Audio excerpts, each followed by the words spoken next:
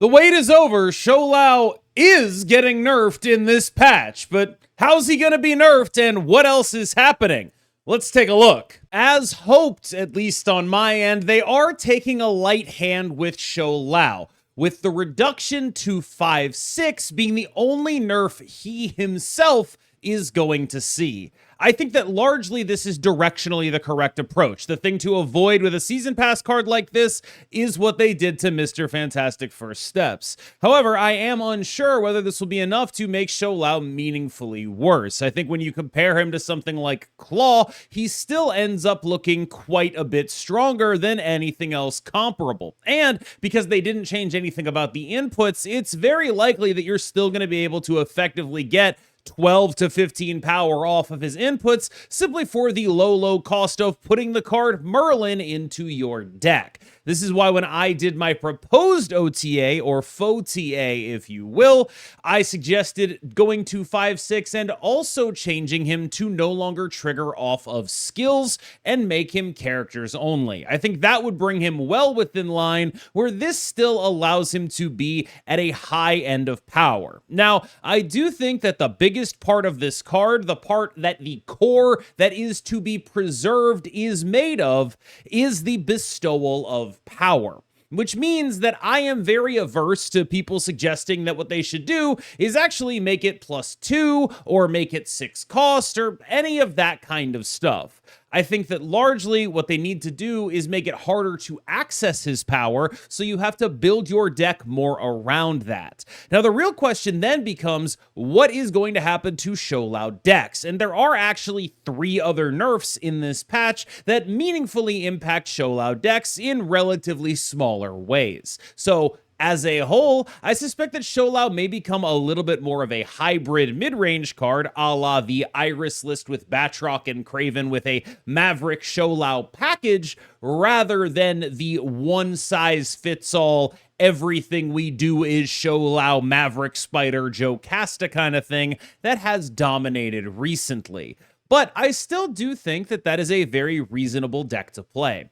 I think that across the multiple changes that Shou Lao and its deck saw, the deck is losing, let's say, about 4 power per game, which it would be very difficult to describe as not meaningful. That does matter. That is a decent percentage of games that are going to be lost where they would have been won. But I worry that it doesn't feel like it matters. This is going to be one of those changes that I don't think people are going to perceive. They're going to see Shou Lao doing his big thing and feel like this isn't enough. And I don't know whether or not it is enough, but I do know that if it is, it won't feel like it, and if it isn't, it really won't feel like it. I fully expect Shou Lao to still be a good card. I don't think they did enough here, but I do think that directionally, the right thing to do in this situation is to take a small step and then, if needed, take another small step, as opposed to risking the potential for Mr. Fantastic First Stepsing, a card people are, I think, generally pretty excited about. They just think it's a little bit too strong.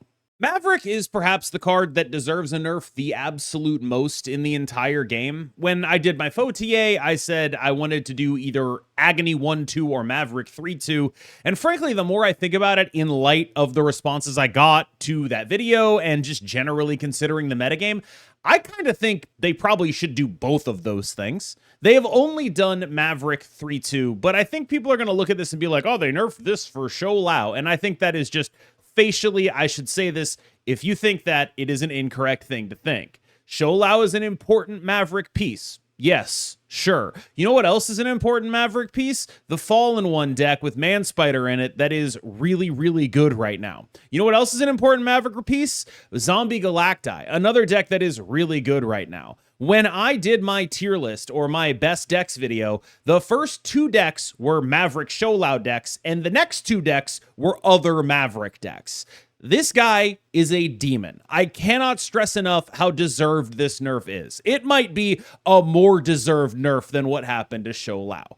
I think that this is an unbelievably powerful card, and absolutely none of the decks that are currently playing Maverick will be cutting Maverick, because you are playing him for synergy purposes and you will still do that. There is no replacement. This is effectively a free change that brings a card that was dramatically stronger than expected, thanks to the bestowal power of Shou Lao, the power of Agony, the power of Fallen One, the power of Zombie Galacti. All of these things are tied up in Maverick. And I think those are some of the best decks in the game right now, and this is perhaps the least surprising change they could possibly make. I lied. There's a less surprising change. I thought Maverick was the least surprising change they could possibly make. This is a change they could have made any time in the past 6 months, and I would have been like, oh yeah, no, that makes sense. Merlin's biggest sin as a card, to me, has always been that he is free roll location control. And this metagame really puts that into context, where a lot of the decks that would be good matchups against Shou Lao decks, because Shou Lao is such a turn 6 focused deck, are limbo decks that this card just beats for free. This does not fix that, but it does take some of the power out of Merlin, which is just a correct thing to do. I do want to talk a little bit about why it is so problematic that location control gets free rolled on the cards like this. One of the cards people suggest that I suggest in patches to get buff is Nocturne. And I am always super averse to that for the same reason that I think Merlin probably shouldn't have this effect. And the reason is that a lot of the replayability of Marvel Snap is that different locations add texture to the game. So your matchups play out differently depending on what shows up. A location like a Sanctum Sanctorum can drastically change how your deck plays against something else. When you have something like a Nocturne, there are basically no locations that can't solve. It is worse for that card to be good than it is for Merlin to be good, because at least Merlin will have a location like a Sanctum Sanctorum or a Crimson Cosmos, and it can't solve that for you.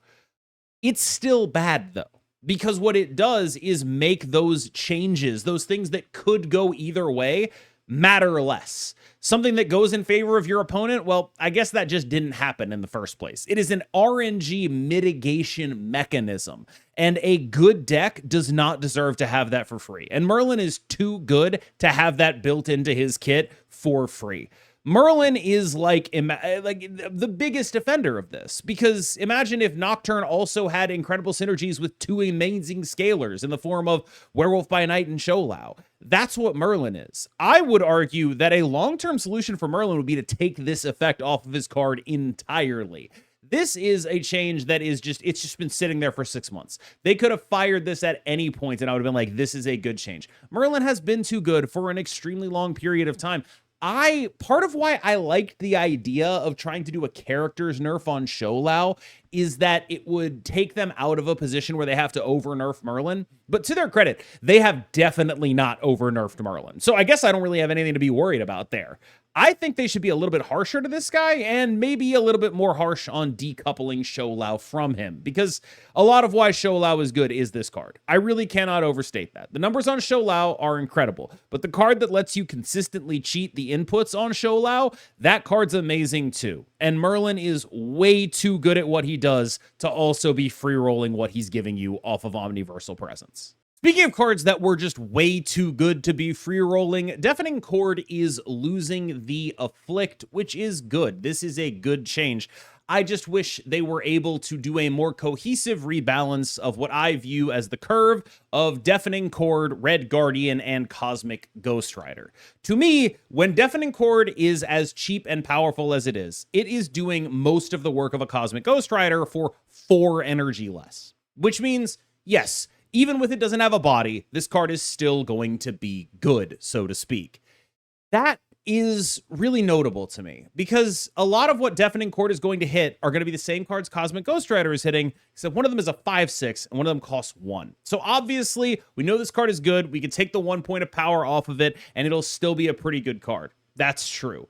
What I'm actually kind of wondering is if the play pattern of this card meaningfully changes enough that it actually starts becoming better, because you feel more pressure to actually use it on a target that matters, rather than just using it for, I need a Shou Lao proc this turn. I'm interested to see if more dynamism gets added into how this card plays out. But I do think it's pretty clear that it's A, still going to be good, and B, probably still is the best of the three when you think of the group of silence effects in the game. It is probably still the best of them.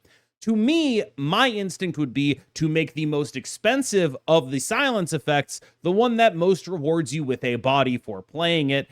That would be Cosmic Ghost Rider going to 5.7, going to 5.8, something along those lines. I would be looking for doing something like that, which would put a little bit more pressure on this if there is an actual really good option at the top end that is competing with it. As is, I don't think either Cosmic Ghost Rider or Red Guardian is competing with Deafening Chord in a meaningful way, even without the negative power on it. So I would still expect to see this be one of the premier pieces of interaction. I'm not sure where they go from here either. My instinct is maybe if they put 2 cost or lower on this, you can do something about it. People talk about taking this card to 2 cost. I think that probably just kills it. Like, I think that would just be a really bad card. I'm not entirely sure, but I think it probably would be unless you like really compensated with the negative power and then suddenly you're looking at a card that is mostly about the negative power maybe. My instinct is that the next place this goes if this card is too strong is making it hit 2 cost and lower instead of 3 cost and lower. I'm not sure that does exactly what you want, but it does make the card significantly worse. I can't say enough good things about Spiderham being nerfed, and I didn't really think I would ever end up saying that sentence, but here we are. Spiderham's power is largely a consequence of nerfs to reactive tech. A lot of reactive tech cards got nerfed, which led Marvel Snap into a very synergy-heavy metagame.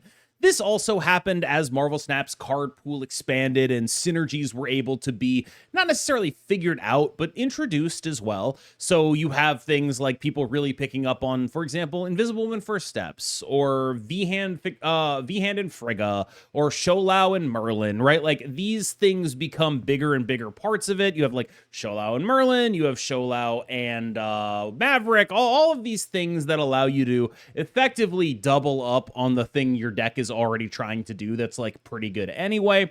This has led to a very synergy heavy metagame. You have decks like Zombie Galacta, you have decks like Man Spider, you have decks like V-Hand, which I'm interested to see what happens after this patch, but decks like Shou Lao, which leads to a situation where the best interaction you can possibly play is, rather than playing any of this reactive stuff, just take one of the cards out of your opponent's hand, because the text on these cards matters more than it used to. When people used to play good cards Wiccan, this was not a meaningful card against that. It was like, oh, okay, congratulations on hitting my Gladiator. I don't care.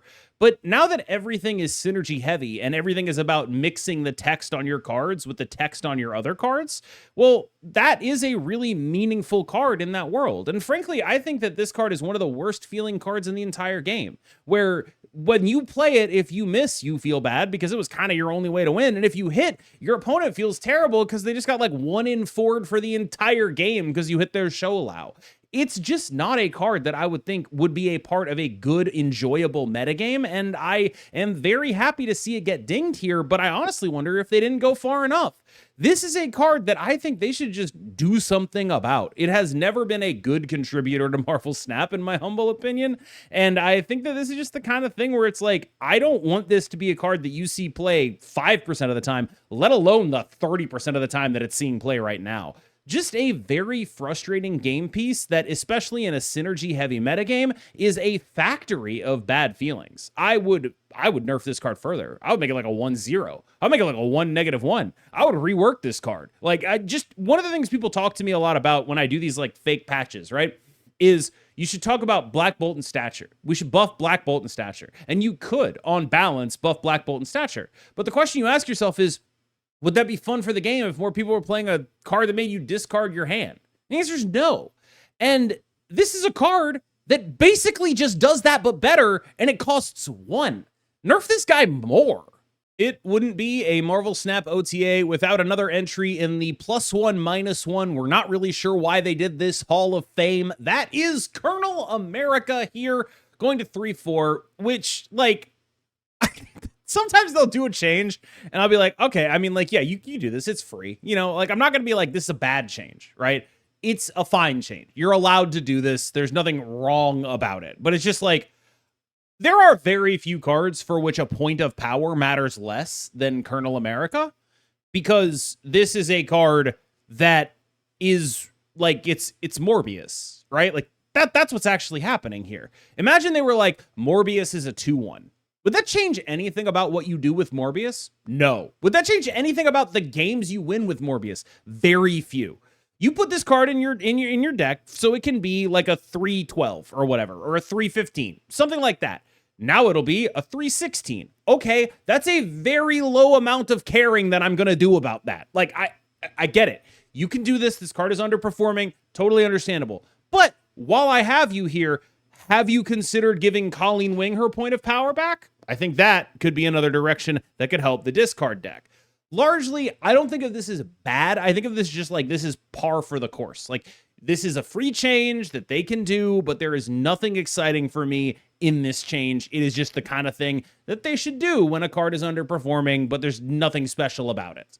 The actual face of +1/-1. So I talked a little bit about how I really didn't like ideas like Shou Lao losing, like going from +3 to +2, or going to 6 cost, because I thought that that was sort of betraying the identity of the card. And that if I had a choice between power and identity, I would want to put the power where the identity is, which is to say, I would rather have Shou Lao be 5/3 +3 than 5/10 +2, even if like 5/10 +2 is a stronger card. I just think the card is a more interesting game piece when the biggest part of it is the bestowal of power, and that's what you're doing with it, right?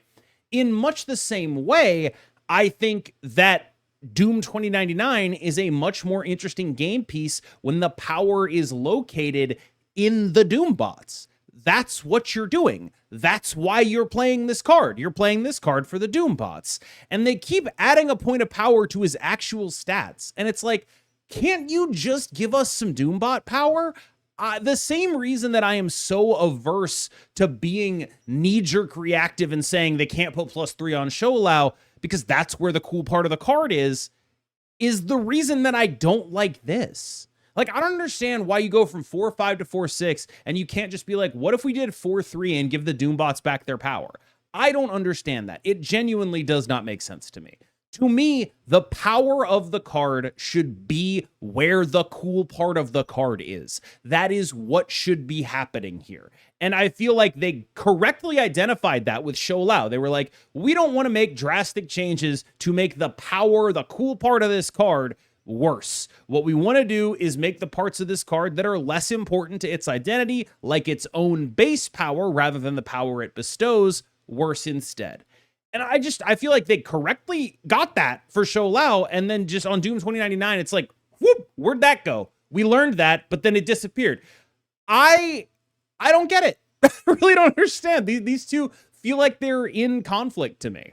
This one, on the other hand, I just love. I love this change. Lin Lie going to 2/3 and his sword going to giving +8 power from +7. Love it. One of the biggest things that I think Marvel Snap tends to make mistakes on is when they ask you to do something with a new incentive, they don't put enough power into that incentive. I think Phantom X is a good example. I think Warlock is a good example. I think Fanfei is probably a good example. And I think Lin Lie is a good example. Lin Lie is asking you to do something that move decks typically don't do. He's like the Dakin of move decks. When Dakin came out, everyone was like, well, this is kind of good. Then we got Bullseye, and Bullseye allowed Dakin to sort of redefine what a discard deck could actually be. This guy is kind of like the Dakin of this archetype, which is to say his incentive is very different from the incentives for other move cards. Other move cards, you just want to move them as much as you possibly can. This guy wants to move once and get copied. And that's a very different thing. It's an extremely different thing. And I think that putting power in cards that are weirdos is good. Because if you don't put power in those cards that are weirdos, people are going to buy them. And they're going to be like, oh, this sucks. I have a 45% win rate. I'm not getting anywhere. And they might never actually find out the things that are good. Like, I see people being excited about being able to do Tau Mandala with this, right?